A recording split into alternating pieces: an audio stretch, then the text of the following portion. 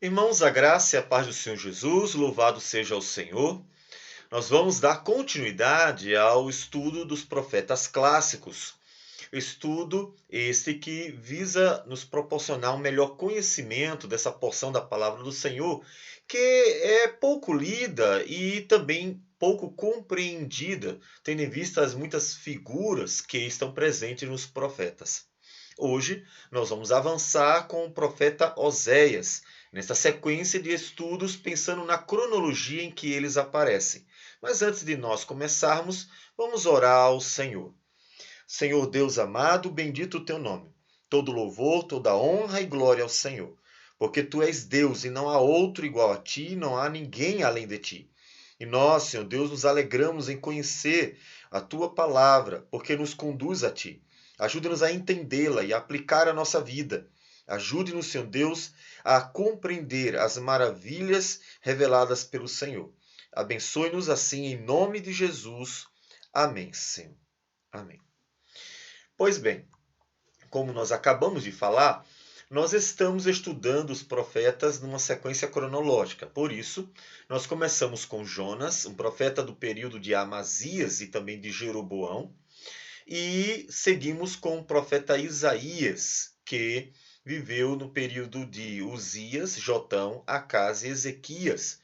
Em seguida, nós começaremos agora Oséias, que junto a Amós e Miqueias também viveram no mesmo período de Isaías.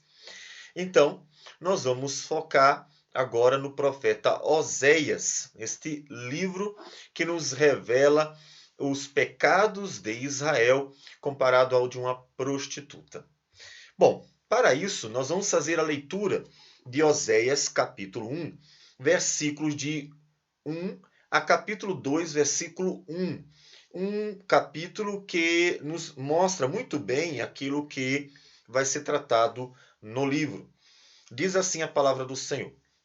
Palavra do Senhor que foi dirigida a Oséias, filho de Beri, nos dias de Uzias, Jotão, Acás e Ezequias, reis de Judá, e nos dias de Jeroboão, filho de Joás, rei de Israel. Quando pela primeira vez falou o Senhor por intermédio de Oséias, então o Senhor lhe disse: Vai, toma uma mulher de prostituições e terás filhos de prostituição, porque a terra se prostituiu desviando-se do Senhor. Foi-se, pois, e tomou a Gomer, filha de Diblaim, e ela concebeu e lhe deu um filho. Disse-lhe o Senhor: Põe-lhe o nome de Jezreel, porque daqui a pouco castigarei pelo sangue de Jezreel a casa de Jeú, e farei cessar o reino da casa de Israel.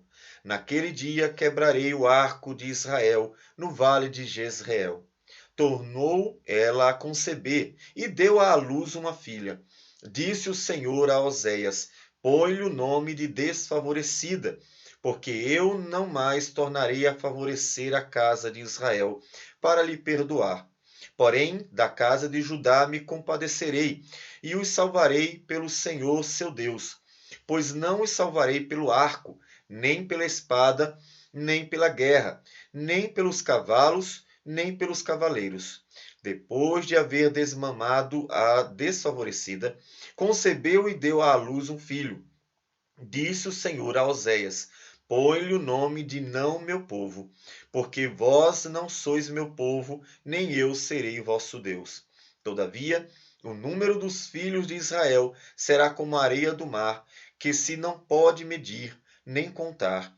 E acontecerá que no lugar onde se lhe dizia: Vós não sois meu povo, e lhes dirá: Vós sois filhos do Deus vivo. Os filhos de Judá e os filhos de Israel se congregarão e constituirão sobre si uma só cabeça, e subirão da terra, porque grande será o dia de Jezreel. Chamai o vosso irmão, meu povo, e a vossa irmã, favor. Muito bem. Então, para começar, vamos ver um pouco sobre a história de Oséias, aquilo que Deus nos revela. Como nós já falamos anteriormente, quando estávamos estudando o profeta Isaías, é muito comum vermos a ausência de informações que nos conduz a um conhecimento melhor sobre os profetas. Isso deve nos fazer entender que Deus está muito mais preocupado e interessado, e nós devemos estar também, no conteúdo da mensagem do que no mensageiro. Deus pode usar quem ele quiser e ele vai chamando as pessoas que ele deseja para transmitir uma mensagem fiel, verdadeira, e é essa mensagem fiel e verdadeira que deve nos chamar a atenção e não a pessoa em si. E já vimos que isso tem uma aplicação para os nossos dias, tendo em vista que nós estamos vivendo período de uma grande ênfase na fama. E as pessoas vão muito mais atrás de quem fala do que daquilo que ela fala. Inclusive, é comum também se usar a falácia da autoridade. Quando alguém está debatendo com outra pessoa e diz, não, mas fulano de tal disse isso. Então, parece que aquela simples frase dá força e confirma suas palavras, como se aquela pessoa por si mesma tivesse alguma autoridade, poder, ou se Deus dissesse para ela, tudo que você disser é verdadeiro, e isso fosse suficiente, quando na verdade não é. Não é a autoridade aparente dos homens que confirma o ensino, mas é a fidelidade à Escritura que confirma aquilo que nós ensinamos. Pois bem, quem foi o profeta?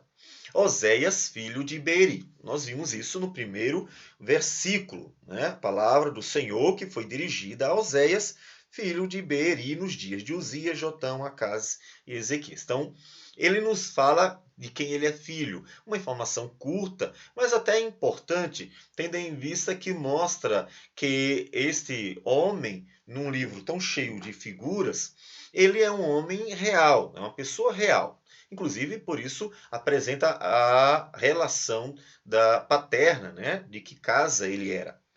Também nos fala o texto que ele se casou com uma prostituta chamada Gomer. Isso aparece no versículo de número 3, porque foi uma ordem de Deus, e está no versículo de número 2. Deus disse no 2, vai, toma como mulher. Aí ele fala para que ele vá a uma prostituta. No versículo 3 ele diz que ele tomou Gomer e fez sua mulher, sua esposa. O nome Gomer significa encerrar, por fim ou até mesmo retribuir. Parece-nos que o nome dela tem sim uma relação com a mensagem do livro.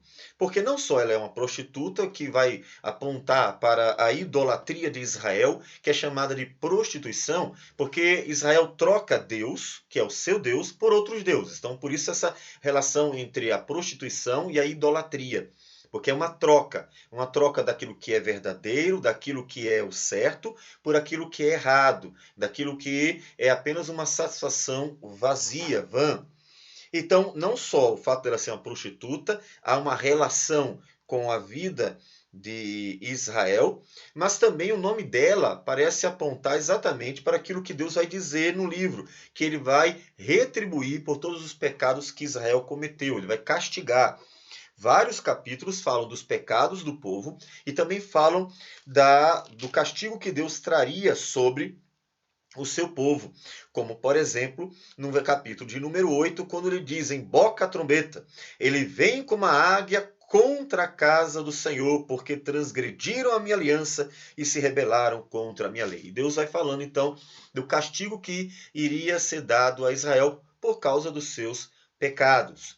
Então, o nome dela também parece ter uma relação com a mensagem do livro.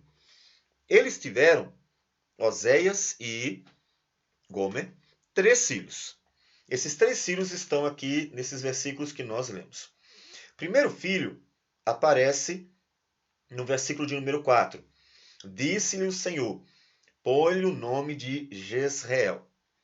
Jezreel é o nome do primeiro filho. Por quê? Há uma mensagem no nome de cada filho. No primeiro filho, nós vemos o nome do vale onde Jeú matou a casa de Acabe. E ele diz que Deus vai retribuir à casa de Jeú. Versículo de número 4 ainda diz, porque daqui a pouco castigarei pelo sangue de Jezreel a casa de Jeú, e farei cessar o reino da casa de Israel. Então, nós vemos no nome dele já uma indicação do juízo de Deus sobre Jeú, que matou reis de Israel, inclusive também de Judá, porque no texto, vamos fazer a leitura, em 2 Reis, capítulo de número 10, versículo 11, nos diz o seguinte, 2 Reis 10, 11.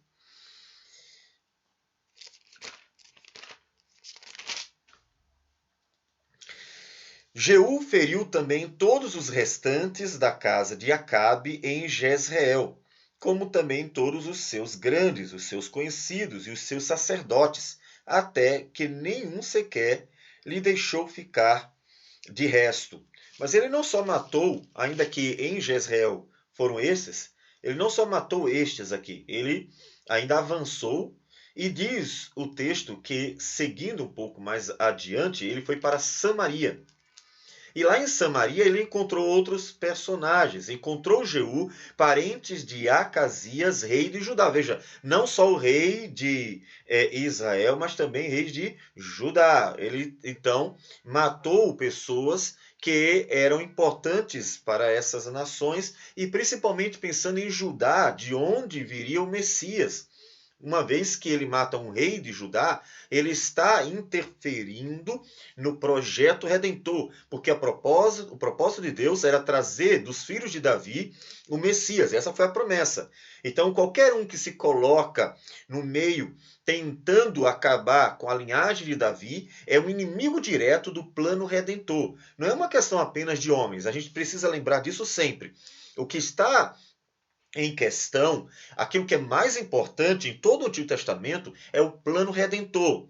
Nós falamos isso quando estávamos estudando Isaías, que o projeto de Deus é o mesmo. Aquele lá de Gênesis 3,15. Ele disse que viria o que pisaria a cabeça da serpente. E nós vamos encontrando essa promessa sendo apresentada página após página, com novos personagens, renovando-se assim as promessas e indicando com mais precisão de onde viria o cumprimento dela. E do filho de Davi viria o cumprimento dessa promessa dada a Adão e Eva. Então, quando Jeú vai matar um filho de Davi, Jeú se coloca contra Deus, e não apenas contra homens, contra um projeto de Deus. E aí a gente pode fazer a relação entre ele e Satanás, que nós vamos encontrar em Apocalipse como aquele que está por trás de todos os que tentaram matar aqueles que tinham uma relação importante com o Messias e até com a igreja, e se colocar em oposição contra o plano redentor que no decurso do tempo vai sendo apresentado, porque o propósito é impedir que a salvação aconteça. Então o nome ele tem uma relação com o Jeú, porque Deus vai se vingar do que ele fez ali no vale de Jezreel.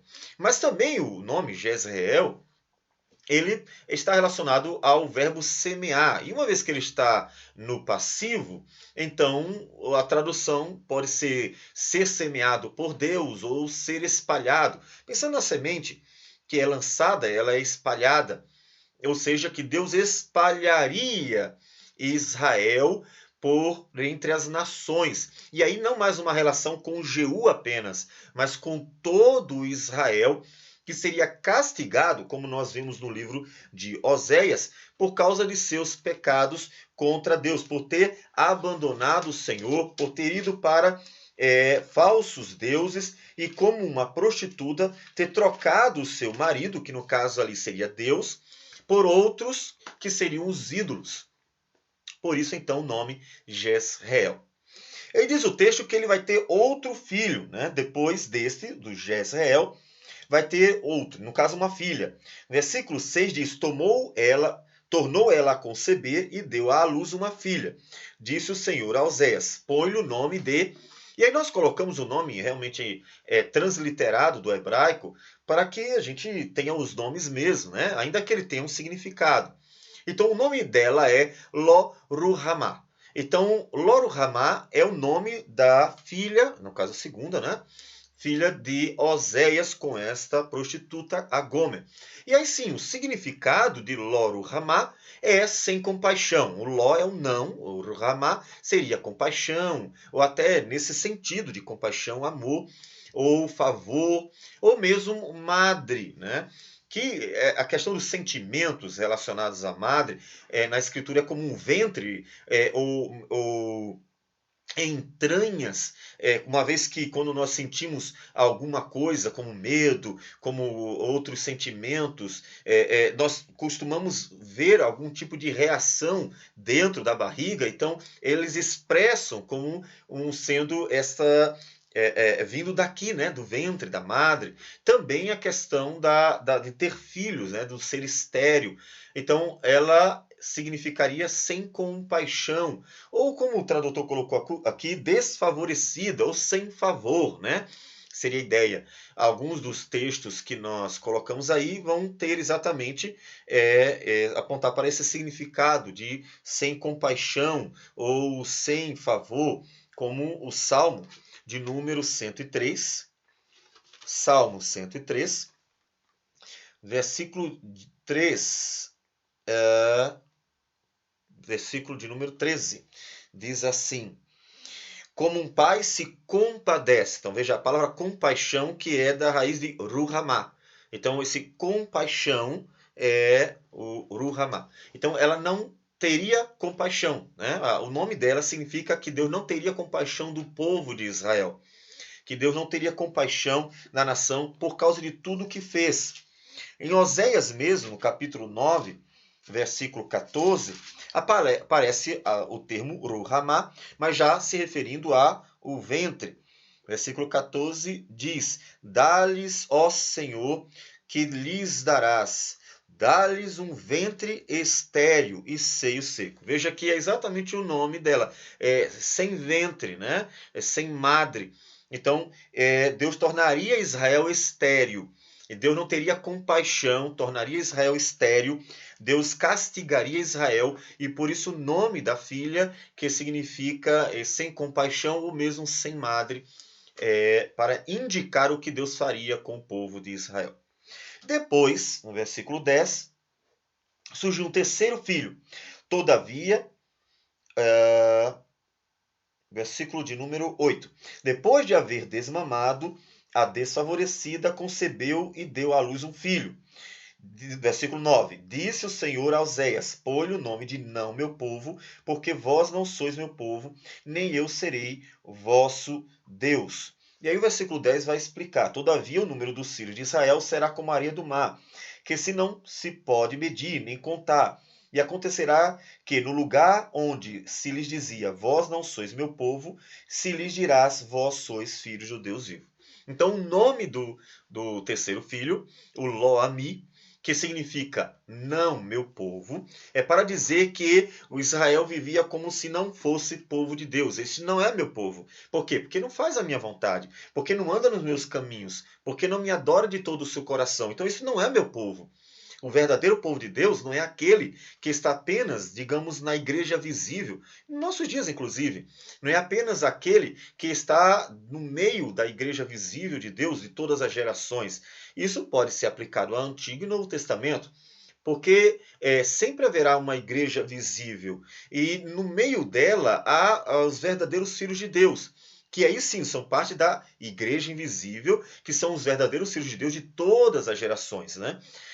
Nós encontramos Paulo citando aquele remanescente fiel de Elias, dizendo que são esses os verdadeiros israelitas, né? Não são aqueles que são descendentes de carne de Abraão, mas aqueles que, pela fé, vão mostrar que realmente tem uma relação com o verdadeiro povo de Deus, com os descendentes da promessa, né? E Israel estava vivendo como se não fosse povo de Deus. Então, esses três filhos, eles apontam para a mensagem do livro. Inclusive, a mulher também aponta para a mensagem do livro. E Deus seria o Oséias. É ele, aquele que é o salvador do seu povo, é aquele que ama o seu povo e aquele que mostrará misericórdia para com o seu povo. E quando é que isso acontece, né? Acontece, nós vimos lá no primeiro versículo, nos dias de Uzias, Jotão, Acás e Ezequias, rei de Judá, e nos dias de Jeroboão, filho de Joás, rei de Israel. Então é nesse período que acontece. Como nós já falamos, nos dias semelhantes a Isaías, Amós e Miqueias. Eles vivem e profetizam nesse mesmo período. E o que estava acontecendo nesse período? É interessante a gente ver alguns versículos que nos mostram o que acontecia nesse período. E aí, alguns textos bem diretos mesmo, que nos falam do contexto histórico e principalmente espiritual do povo, é o texto de 2 Reis 15, versículos de 1 a 4 diz: no 27º ano de Jeroboão, rei de Israel, então veja aí a referência ao contexto histórico, começou a reinar Azarias, filho de Amazias, rei de Judá. Então veja que já aparece o primeiro rei, que é o Uzias, né? O Azarias é o Uzias. Tinha 16 anos quando começou a reinar, e 52 anos reinou em Jerusalém. Era o nome de sua mãe, Jecolias, de Jerusalém. Ele fez o que era reto perante o Senhor, segundo tudo o que fizera Amazias, seu pai. Então, até então você pode dizer, olha, ele fez tudo o que era bom e reto. Então, foi um período bom, né? Você tinha um bom rei, tinha um período bom. Em certa medida, alguns desses reis, Uzias, o Jotão e Ezequias, foram bons reis, fizeram o que era reto perante o Senhor, mas não o povo. Diz o texto, no versículo 4, que tão somente os altos não se tiraram. O povo ainda sacrificava e queimava incenso nos altos. Então o povo ainda vivia o paganismo, a idolatria. No versículo de número 32 a 35, nesse mesmo capítulo, nos diz o seguinte: no ano segundo de Peca, filho de Remalias, rei de Israel, começou a reinar Jotão, filho de Uzias, rei de Judá. Tinha 25 anos de idade quando começou a reinar e reinou 16 anos em Jerusalém. Era o nome de sua mãe Jerusa, filha de Zadok. Fez o que era reto perante o Senhor e em tudo procedeu segundo fizera Uzias seu pai. Então, outra vez, outro rei fez tudo direitinho, ou pelo menos boa parte, de forma significativa. E o 35 diz: tão somente os altos não se tiraram, o povo ainda sacrificava e queimava incenso nos altos. Ele edificou a porta de cima da casa do Senhor. Então veja que o povo ainda pecava contra o Senhor, indo sacrificar nos altos. Ainda havia muita idolatria no meio de Israel. E no capítulo 16, versículo de 1 a 4, diz: no 17º ano de Peca, filho de Remalias, começou a reinar Acás, filho de Jotão, rei de Judá. Tinha Acás 20 anos de idade quando começou a reinar, e reinou 16 anos em Jerusalém. Não fez o que era reto perante o Senhor, seu Deus, como Davi, seu pai. Então veja, esse vai ser o pior período. Provavelmente o período em que os profetas mais profetizaram e as palavras então nos foram reveladas. Porque foi o período pior, porque além de o povo já estar inclinado à idolatria, o rei ainda favoreceu isso. O versículo 3 diz: porque andou no caminho dos reis de Israel e até queimou o seu filho como sacrifício. Então veja, olha que ponto chegaram. Eles queimaram seus filhos como sacrifício, segundo as abominações dos gentios que o Senhor lançara de diante dos filhos de Israel. Também sacrificou e queimou incenso nos altos e nos outeiros, como também debaixo de toda árvore frondosa. Então veja, o povo já fazia isso e o rei ainda estimulou mais ainda esses pecados, fazendo com que o povo aumentasse os pecados contra Deus. E Deus vai levantar a voz por meio de profetas para falar contra o povo de Israel por tudo isso que estão fazendo.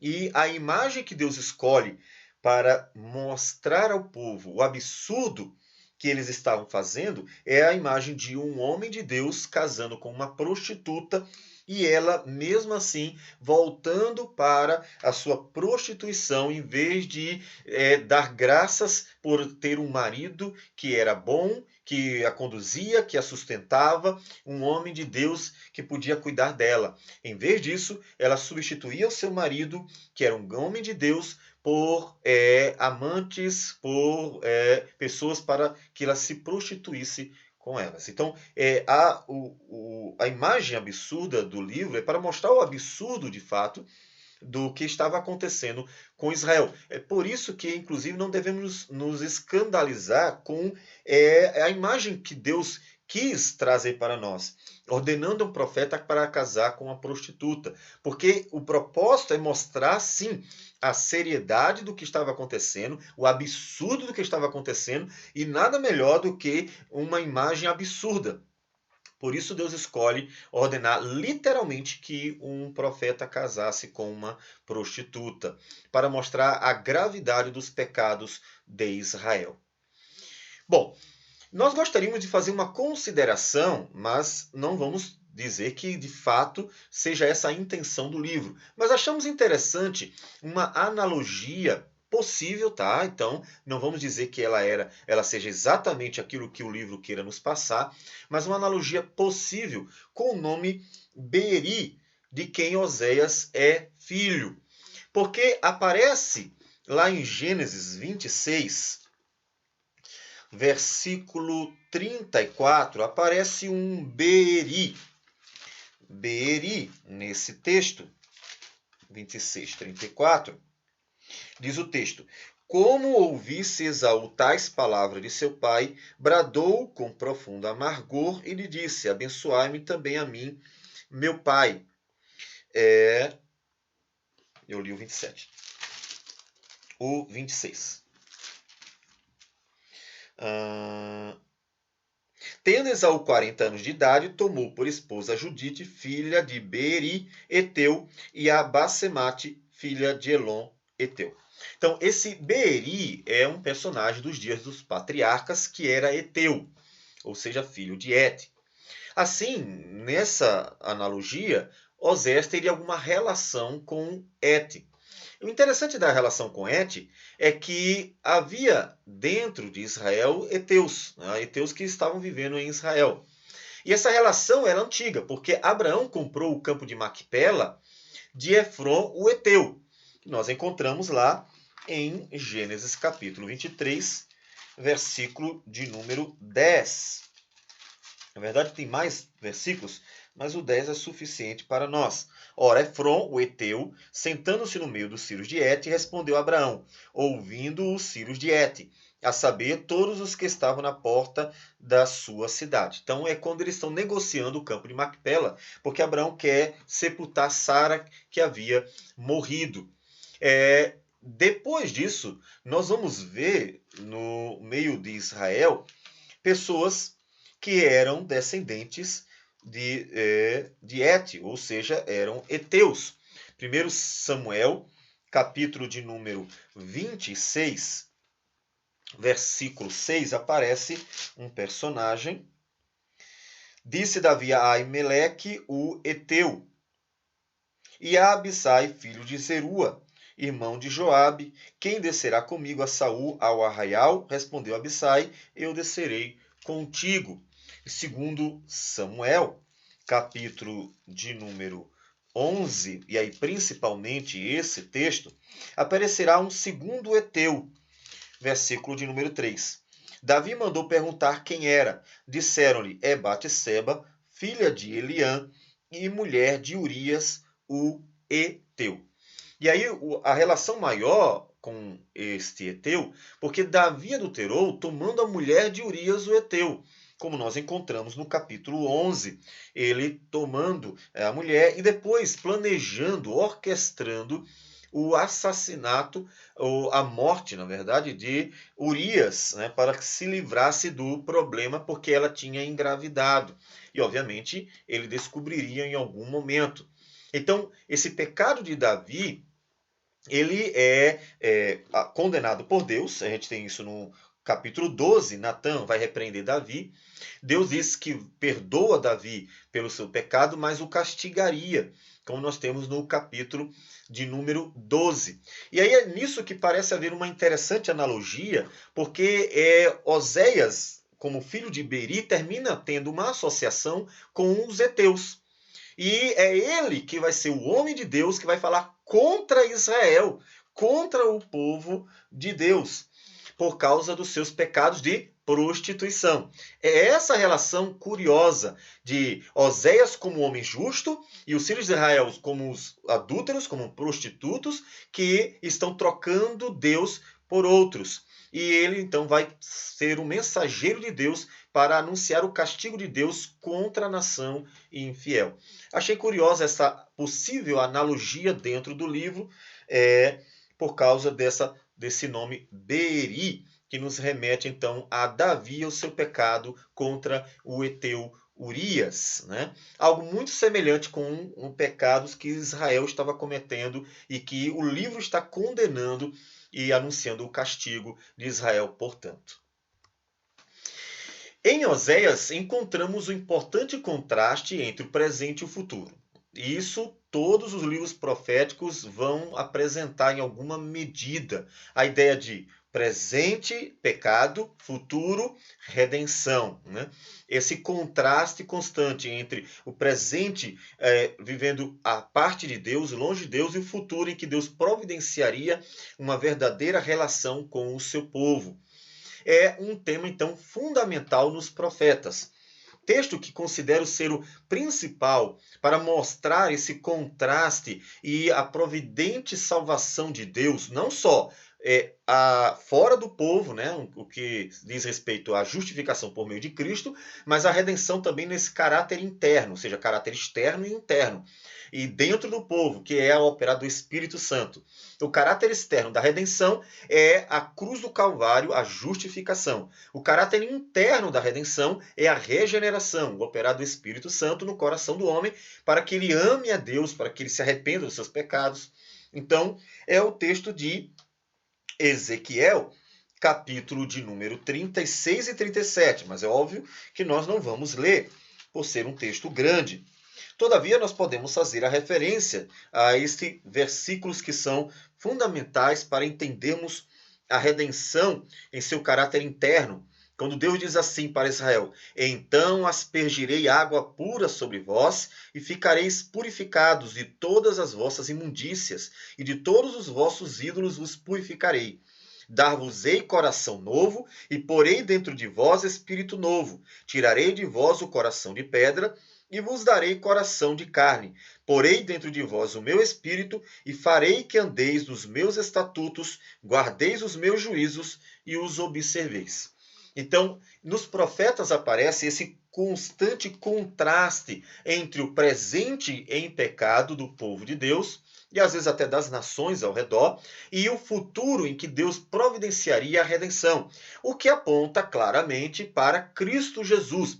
Aquilo que nós já mencionamos, Deus tinha desde o início o propósito de revelar como se daria a redenção. Não é outra coisa, não há plano B, não há outras intenções, mas Deus usa um contexto, Deus usa um povo, Deus usa um cenário para revelar no meio deste povo e deste cenário a redenção, como é que se daria.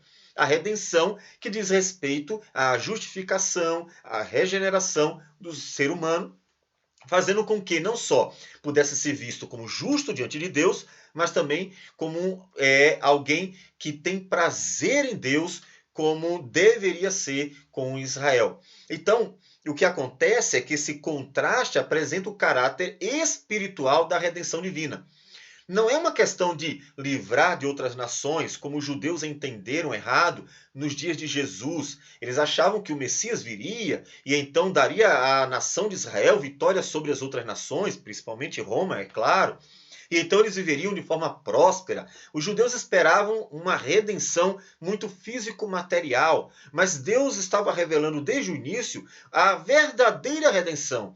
Como Jesus disse: todo aquele que peca é escravo do pecado. Portanto, o problema de Israel nunca foi físico-material, mas verdadeiramente espiritual. E é para esse caráter espiritual da redenção divina que então os profetas vão apontar, e que seria então operado por meio do Messias e do Espírito Santo.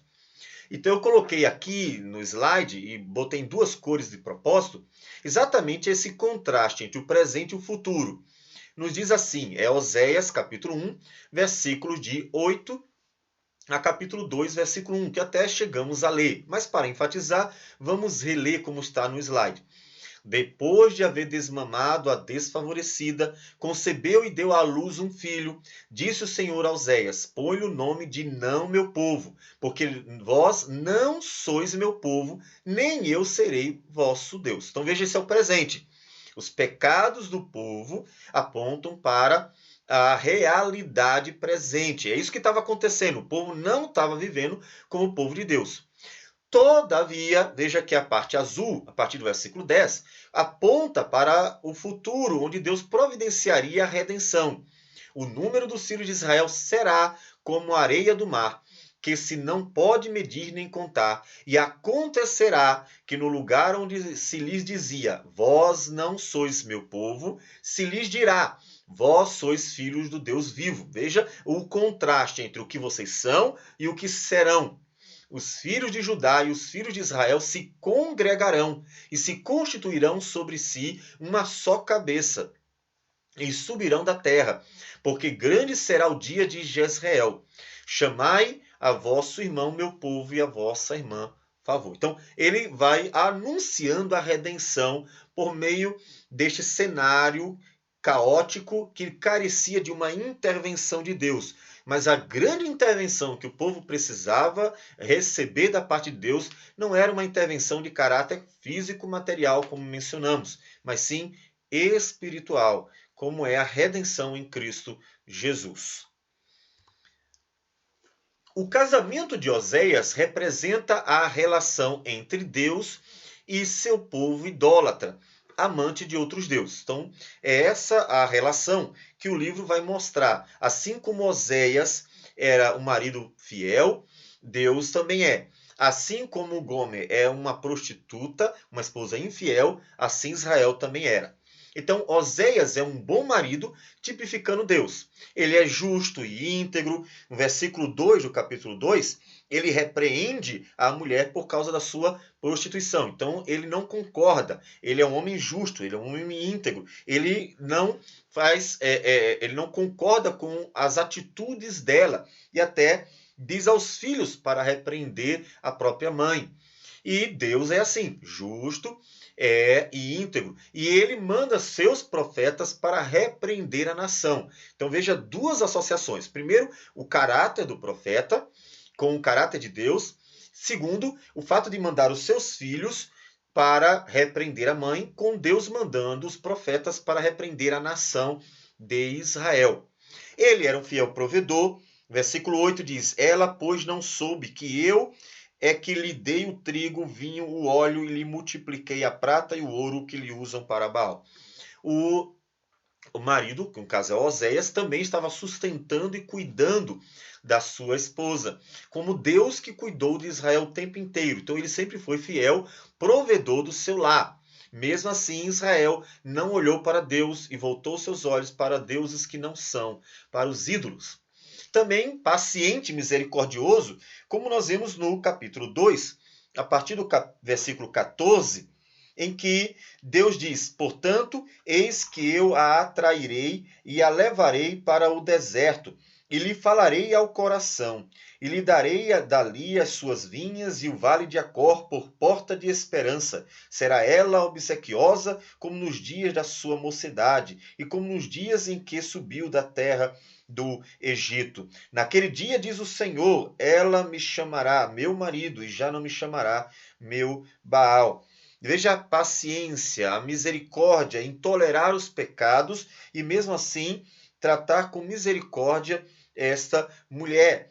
E o profeta que vai e outra vez buscar a Gomer, trata da mesma forma, com misericórdia.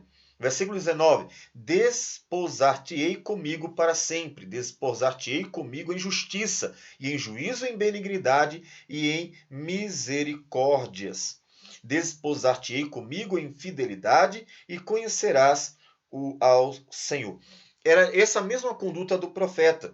Deus, no versículo 1 do capítulo 3, manda ele amá-la outra vez. Então veja um homem que teve que suportar pacientemente e com misericórdia os pecados dela e amá-la outra vez, né? Ele teve que tomá-la por esposa e amá-la. E essa era a mesma característica de Deus, que estava sempre tratando o povo com paciência e misericórdia e amabilidade. Mesmo assim, Israel se apartava do Senhor. Então, essa semelhança, nessa associação que Deus faz entre a vida e o caráter de Oséias com o caráter divino, tem como propósito mostrar a relação entre Deus e o seu povo. Mas o que acontece? Que mesmo assim, sendo Deus quem é, e no caso ali também o Oséias, Israel não mostra fidelidade, bondade e conhecimento. O povo não tem caráter, o povo não anda com o Senhor, o povo não teme a Deus. A vida do povo continua sendo uma vida desregrada, como a da prostituta. E ela não deixa de ser prostituta, mesmo quando casa. Ela não deixa de ser prostituta, mesmo tendo filhos. Não deixa de ser prostituta, mesmo sendo abençoada pelo marido. É essa associação. Porque Israel não deixou suas prostituições, mesmo Deus abençoando, cuidando, mesmo tendo então em Deus um marido fiel, mesmo Deus sustentando, ela não deixa, a nação não deixa as suas prostituições. E isso nós vamos ver no capítulo de número 4, versículo 1 diz assim: Ouvi a palavra do Senhor, vós filhos de Israel, porque o Senhor tem uma contenda com os habitantes da terra, porque nela não há verdade, pode ser traduzido como fidelidade, nem amor, também achei interessante traduzir por bondade, nem conhecimento de Deus. Então veja que em Israel não havia fidelidade, nem bondade, nem conhecimento de Deus. E versículo 6 diz: O meu povo está sendo destruído porque lhe falta o conhecimento. Porque tu, sacerdote, rejeitaste o conhecimento, também eu te rejeitarei, para que não sejas sacerdote diante de mim. Visto que te esqueceste da lei do teu Deus, também eu me esquecerei de teus filhos. Então, o problema é que a nação ela não tinha um conhecimento verdadeiro de Deus e não tinha uma vida, então, que representasse esse conhecimento do Deus Criador de todas as coisas. Outros versículos mais vão nos mostrando isto. Versículo 12 diz: O meu povo consulta o seu pedaço de madeira, e a sua vara lhe dá resposta, porque um espírito de prostituição os enganou. Eles, prostituindo-se, abandonaram seu Deus. Sacrificam sobre o cimo dos montes e queimam incenso sobre os outeiros, debaixo do carvalho, dos choupos e dos terebintos, porque é boa a sua sombra, por isso vossas filhas se prostituem e vossas noras adulteram. Então veja que o povo estava buscando seus ídolos, pedaços de madeira, e faziam isso constantemente, sacrificando nos altos, como nós vimos também no livro de Reis. Capítulo 6, versículo 7 a 9 nos diz: Mas eles transgrediram a aliança com Adão, eles se portaram aleivosamente contra mim. Gileade é a cidade dos que praticam a injustiça, manchada de sangue.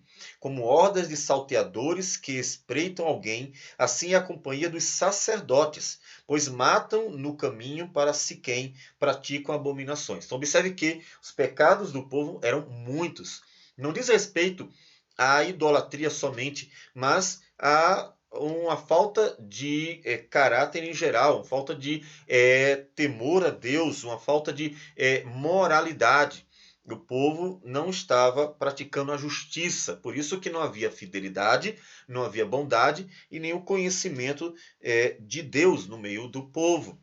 Capítulo 7 ainda diz: Quando me disponho a mudar a sorte do meu povo e a sarar a Israel, se descobre a iniquidade de Efraim, como também a maldade de Samaria, porque praticam a falsidade, por dentro há ladrões e por fora rouba a horda de salteadores.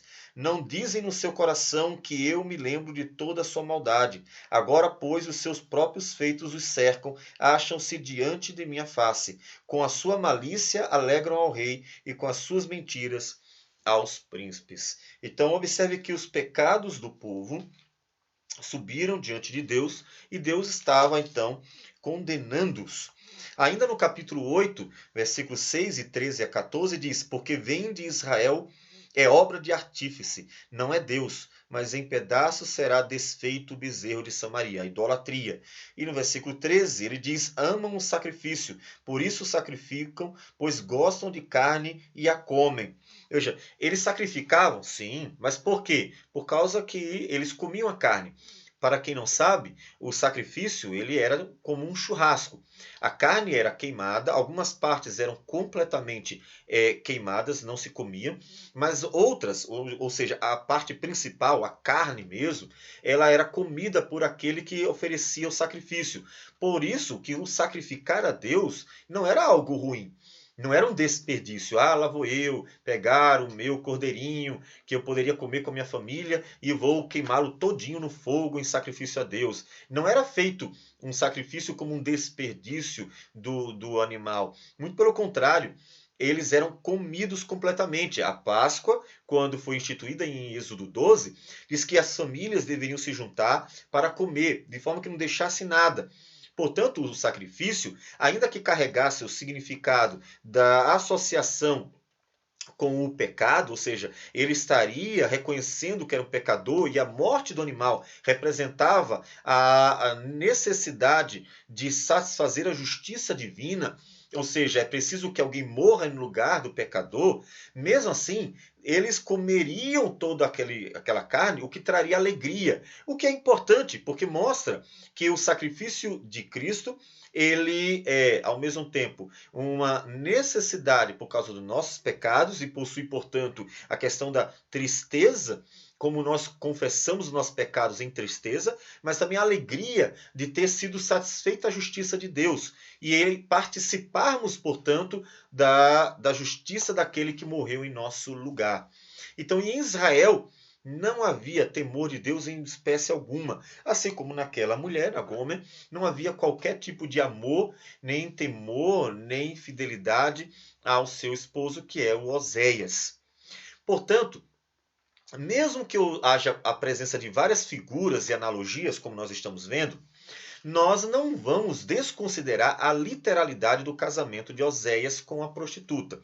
Normalmente, alguns estudiosos vão considerar que, na verdade, não houve um casamento real, é apenas uma figura de linguagem aqui, esse casamento, por causa da dureza do assunto, né? Deus mandar um profeta, um homem de Deus, casar com uma prostituta, parece uma coisa tão dura, né? Mas isto mostra a dureza do pecado. Não devemos desconsiderar isso. O tamanho da gravidade do casamento representa a gravidade literal do pecado, da infidelidade de Israel para com Deus. E esse uso de práticas literais, de ações literais para representar alguma coisa para Israel não era incomum. Jeremias, capítulo de número 13, Deus vai mandar o profeta, claro que é algo muito menos grave do que o casamento do profeta Oséias com uma prostituta, mas Deus vai mandar o profeta fazer algo que representaria Israel, né? Capítulo 13, Jeremias 13, versículo 1. Assim me disse o Senhor, vai e compra um cinto de linho. É literal, ele foi lá, comprou um cinto e pôs-lhe sobre os lombos, mas não os meta a água. Ele fez exatamente como Deus mandou. Comprei o cinto segundo a palavra do Senhor e pus sobre os lombos. Então, pela segunda vez, me veio a palavra do Senhor dizendo, toma o cinto que compraste e que tens sobre os lombos, dispõe-te, vai ao Eufrates e esconde-o ali na fenda de uma rocha. Fui e escondi-o junto ao Eufrates, como o Senhor me havia ordenado. Passados muitos dias, disse-me o Senhor, dispõe-te, vai ao Eufrates e toma o cinto que te ordenei, escondesses ali. Fui ao Eufrates, cavei e tomei o cinto do lugar onde o escondera. Eis que o cinto se tinha apodrecido e para nada prestava. Então me veio a palavra do Senhor, dizendo. Então veja que o que acontece, literalmente, tinha um propósito, apontar para aquilo que Deus ia falar. Seria uma forma de materializar uma mensagem. para que o povo associasse aquele símbolo, um símbolo porque era uma figura de uma mensagem, mas olhasse para aquela realidade que ela apontava como símbolo para uma mensagem e entendesse melhor a mensagem. Seria como uma parábola material. Né? A atitude dele é parabólica por causa de uma mensagem que carrega. E ele explica, então, por meio da pregação, da propagação da mensagem de Deus. Em Ezequiel também, capítulo 4, nós vamos ter um mandado de Deus semelhante. E ambos os textos têm uma semelhança com Oséias, porque apesar da gravidade do que Deus mandou Oséias fazer ser muito maior, né, casar com a prostituta, mas o caráter, né, da mensagem é o mesmo. A característica da mensagem, o servir de figura para uma mensagem de Deus. Né? No caso do capítulo 4 de Ezequiel, diz: Tu, pois, ó filho do homem, toma um tijolo, põe-no diante de ti e grava nele a cidade de Jerusalém. Põe cerco contra ela, edifica contra ela fortificações, levanta contra ela tranqueiras e põe contra ela arraiais e arietes em redor. Toma também uma assadeira de ferro e põe-na por muro de ferro entre ti e a cidade. Dirige para ela o rosto e assim será cercada e a cercarás. Isto servirá de sinal para a casa de Israel. Então, eram sinais. Esse seria o termo mais adequado, né, do que símbolo. Eram sinais daquilo que Deus queria anunciar por meio do profeta. Mas tudo aquilo estava acontecendo. Deus diz: faça isso. Ele vai lá e faz. Então, sinais literais, tá certo, no que diz respeito aos materiais, às atitudes, mas que apontam para uma mensagem. Então, é a mensagem que de fato é o propósito. E no caso de Oséias, foi o casamento com aquela prostituta. Tanto que o contexto de Oséias é totalmente literal, né? Oséias, filho de Beri, e ainda diz os dias em que ele vive, né? Todo o contexto é literal. O nome do pai de Gomer, né, que é filha de Diblaim, também aponta para uma pessoa real, certo? No capítulo 3 até diz o preço que ele pagou por ela, porque ela era uma prostituta, né? E aí terminou tendo que tomá-la de volta, porque ela vivia andando por aí. Então, devemos considerar como um casamento real. E você diz assim, mas puxa, que coisa, como é que Deus pode mandar uma coisa séria dessa? O casamento é uma coisa tão séria. Lembre-se que os homens de Deus, eles em geral sofreram. Os profetas em geral morreram por causa da palavra. No Novo Testamento, não só Cristo e principalmente ele, mas os apóstolos também morreram por causa da palavra. Os mártires, nós também podemos mencionar como pessoas que morreram por causa da palavra. Todos esses sofreram por causa da palavra. Então, o sofrimento, ele marca a história do povo de Deus e principalmente daqueles que Deus escolhe para transmitir uma mensagem. Portanto, o sofrimento de Oséias não seria diferente. E o sofrimento dele, que vai durar, obviamente, longos anos, ele é para apontar aquilo que Deus está passando com o seu povo. Então, devemos entender que a gravidade do assunto, daquilo que Deus mandou Oséias fazer, é para transmitir a gravidade do que é a idolatria, do que é o abandonar a Deus, do que é viver contra Deus. Então, o propósito é transmitir gravidade. Então, se você ficou chocado com o mandato de Deus para Oséias casar com a prostituta, é exatamente para você ficar chocado e, ao pensar nos pecados do povo contra Deus, na idolatria do povo contra Deus, você ver o choque que é cometer tais pecados contra o Senhor. Então não fique chocado só por Oséias ter ido casar com a prostituta. Fique chocado com os pecados do povo de Deus que estavam afrontando, desprezando, abandonando o seu Deus. E aplique isso aos seus dias, né? Quando o povo do Senhor termina abandonando a Deus por causa de outros interesses, sejam eles quais forem. Então o choque ele é proposital e faz parte da mensagem para impactar o leitor, como você ficou provavelmente impactado pelo que você viu.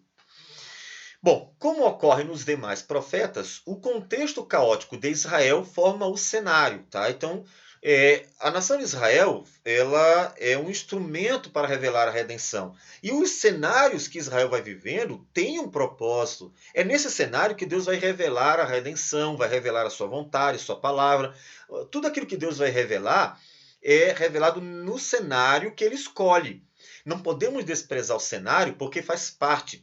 Mas não podemos, em forma alguma, exaltar o cenário, ou mesmo aqueles que são instrumentos, como a nação de Israel, porque senão nós estaríamos contemplando mais a moldura do que a própria pintura. Quando se enfatiza a nação de Israel como se Deus tivesse como propósito salvar uma nação no que diz respeito à questão físico-material e não apontar para a redenção espiritual, quando nós enfatizamos demais o cenário e aqueles que são usados como instrumentos para a transmissão da mensagem divina sobre o plano redentor, é semelhante a alguém que chega no museu e, diante de uma belíssima pintura, começa a observar os detalhes da moldura.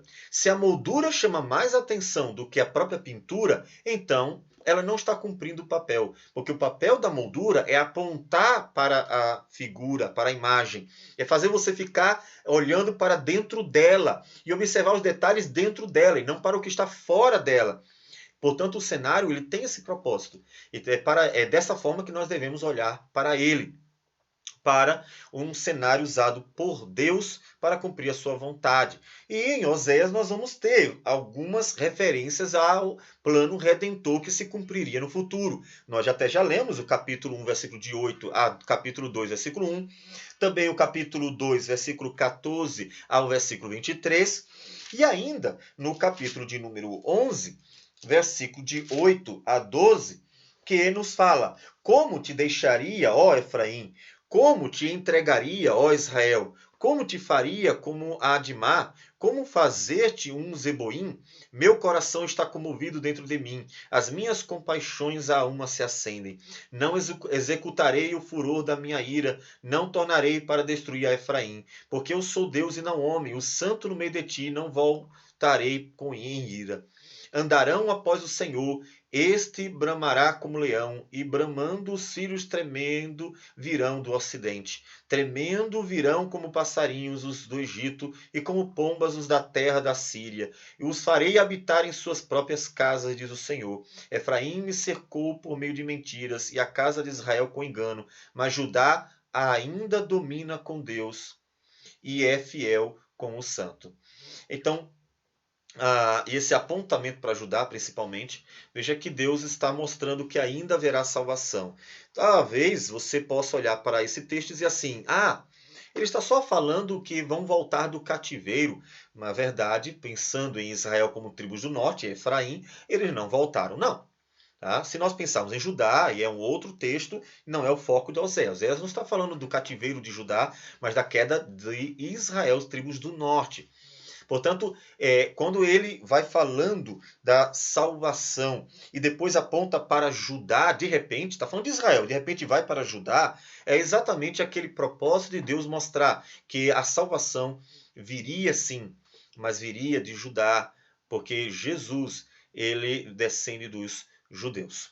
Então, o livro de Oséias nos revela, em alguns pontos que o livro de Oséias nos revela, a incapacidade dos pecadores cumprirem a lei divina. Observe que ele tenta várias vezes convencer Israel dos seus pecados. A ideia de que Deus está sempre falando, como o marido dizendo: olha, mulher, não é assim. E Deus vai falando. E ele não tem jeito, eles continuam no pecado. E isso mostra a incapacidade dos pecadores de cumprir a lei divina. Eles não conseguem. Até que Deus, como nós lemos em Ezequiel, capítulo 36, versículos 25 a 27, até que Deus dê o espírito e tire o coração de pedra e dê um coração de carne, até que esse agir de Deus no coração do homem aconteça, o homem é incapaz de viver a vontade divina como deve ser. Também vemos em Oséias a religiosidade vazia do coração idólatra, como nós lemos no capítulo de número 8.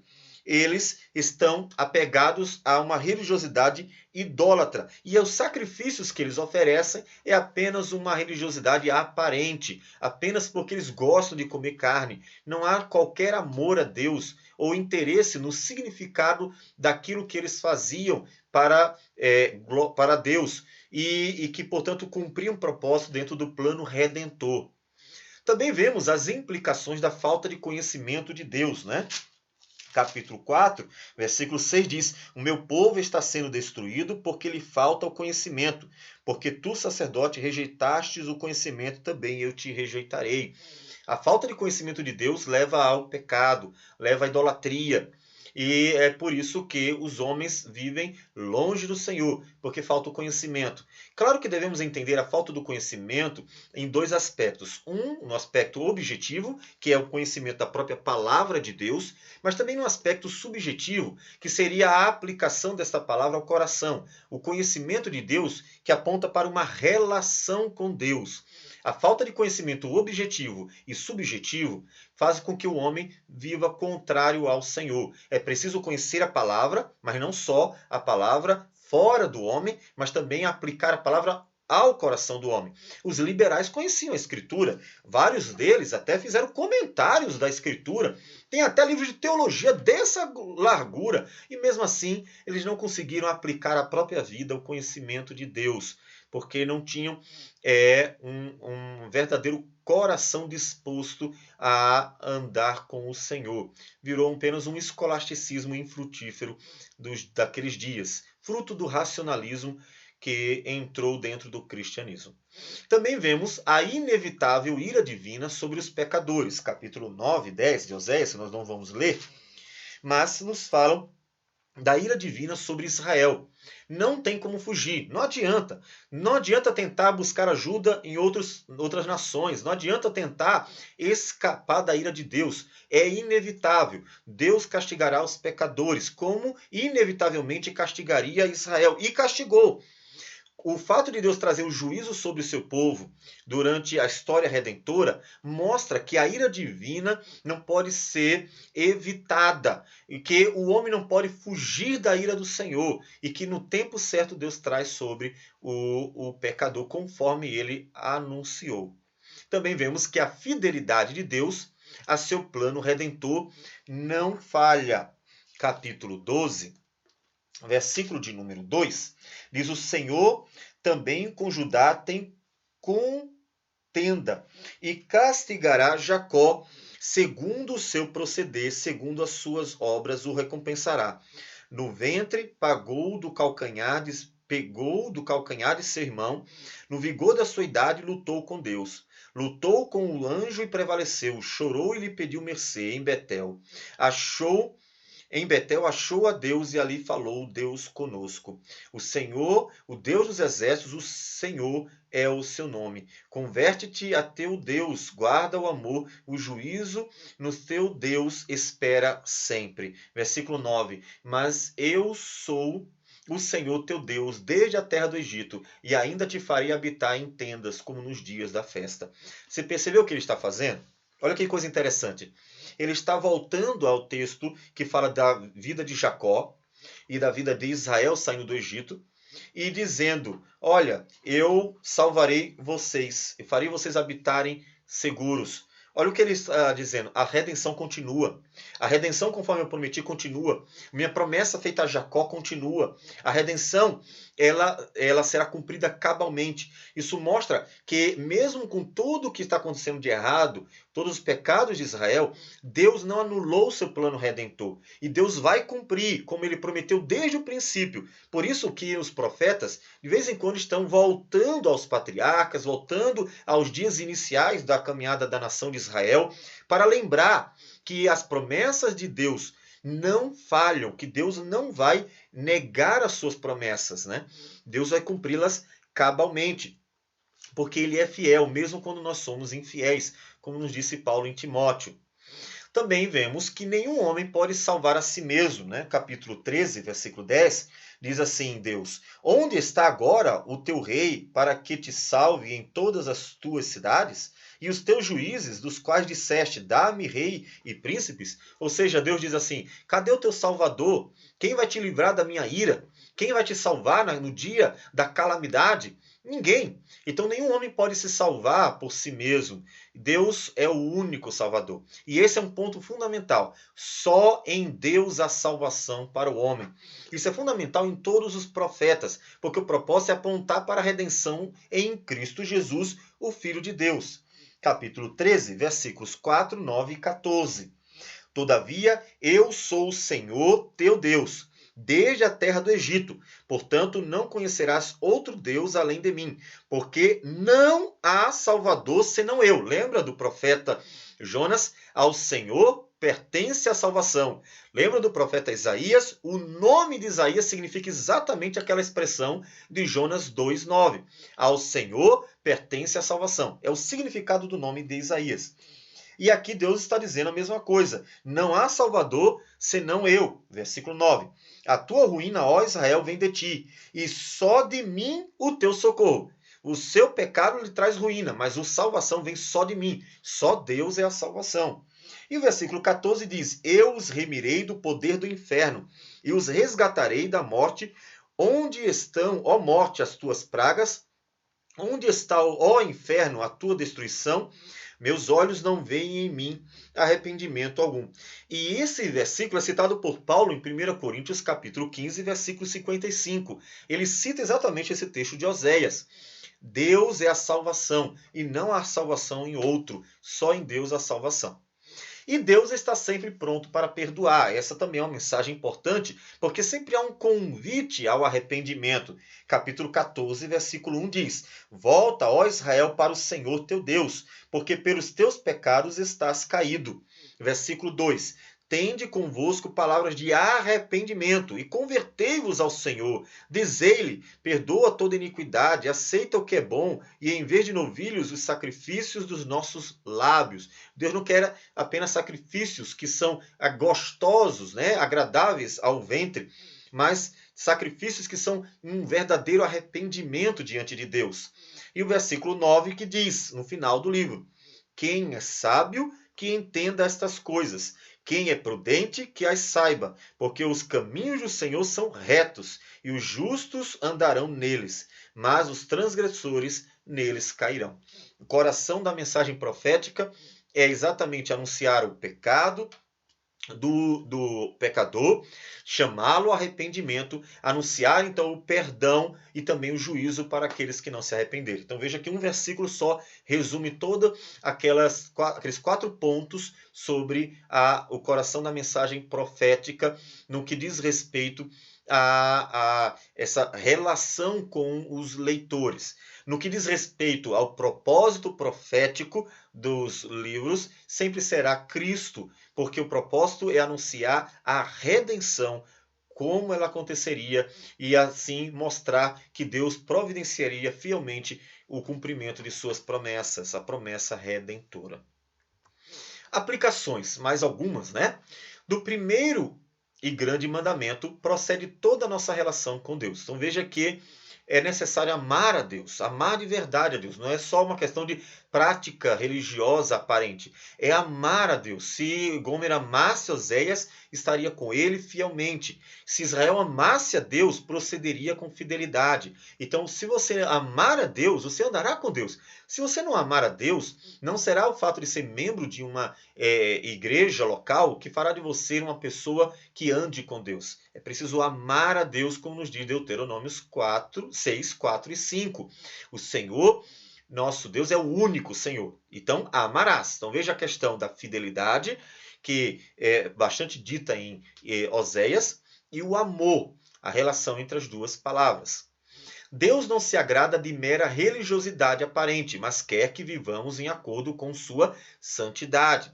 Então Deus não quer apenas que nós estejamos vivendo dentro do corpo visível, aparente, do povo de Deus, mas que vivamos com Deus, andando com Deus. Oséias 6,6 diz: pois misericórdia quero e não sacrifício, e o conhecimento de Deus mais do que holocaustos. Jesus cita esse versículo várias vezes, lá em Mateus e também Mateus 2 vezes, né? Capítulo 9, capítulo 12. Ou seja, o que Deus quer é que andemos com Ele, né? Então, isso deve ser aplicado ao pastor, deve ser aplicado ao presbítero, ao diácono, deve ser aplicado ao membro, ao congregado, o que Deus quer que andemos com ele. E isso vai resultar, obviamente, em implicar, obviamente, em piedade, em amor, em misericórdia, em honestidade, em sinceridade, em verdade, em justiça e assim por diante. O andar com Deus tem implicações. Paulo chama de o fruto do Espírito, né? O amor, a paz, a alegria, a bondade, a benignidade, a fidelidade, a longanimidade, a mansidão, o domínio próprio, são implicações de uma vida com Deus, onde o Espírito Santo está agindo em nós e, portanto, nós estaremos vivendo de acordo com a vontade do Senhor. Deus é fiel a todas as suas promessas, mesmo quando o seu povo não lhe é fiel. Como nós já mencionamos, né, 2 Timóteo, capítulo de número 2, versículo 13, Paulo diz: se somos infiéis, ele permanece fiel, pois de maneira nenhuma pode negar-se a si mesmo. Então Deus é fiel às suas promessas, ele nunca falhará. Jesus voltará, pode demorar muito tempo aos nossos olhos, mas ele cumprirá a sua promessa, porque ele é fiel. Então devemos confiar. Você confia no Senhor? Ele é fiel. Ele prometeu não nos abandonar, ele prometeu nos socorrer, ele prometeu estar conosco. Tudo isso para que o nome dele seja glorificado em nossas vidas. Então confie nas promessas do Senhor. Deus castiga seu povo sempre que necessário para o purificar e reivindicar sua santidade. Sempre que as coisas não estão indo bem, Deus então vai e age, intervém, porque isso tanto purifica o povo quanto reivindica a santidade dele no meio do seu povo perante as nações. Por isso que é importante esse agir de Deus intervindo na história da igreja todas as vezes que é necessário. E os nossos dias carecem muito de uma intervenção de Deus para que a igreja seja purificada de uma série de problemas que nós temos nos nossos dias. E por fim, Deus é muito misericordioso e está sempre pronto para perdoar aqueles que o buscam sinceramente. Esse deve ser um grande consolo para nós. Nós, em nossos pecados, precisamos das misericórdias de Deus. E mesmo que nós cometamos pecados contra o Senhor, encontramos nele misericórdia. Como disse Jeremias, que Deus renova suas misericórdias a cada manhã. Então, nós devemos confiar nessas misericórdias para que renovemos o nosso ânimo e, erguendo então a cabeça pela graça do Senhor, sigamos fazendo aquilo que Deus deseja para a glória dele. É para isso que as misericórdias do Senhor nos conduzem, para um levantar e andar com Deus para a glória dele. Vamos então orar ao Senhor e agradecer por este momento de estudo que nós tivemos. Senhor Deus amado, obrigado pela tua palavra. Que elas de fato façam morada em nossos corações e possamos ser edificados e fortalecidos por meio dela. Que o Senhor abençoe assim, ó Deus, o teu povo e que o teu nome seja engrandecido nele. Em nome de Jesus que nós oramos e agradecemos por tudo. Amém. Que Deus abençoe a todos.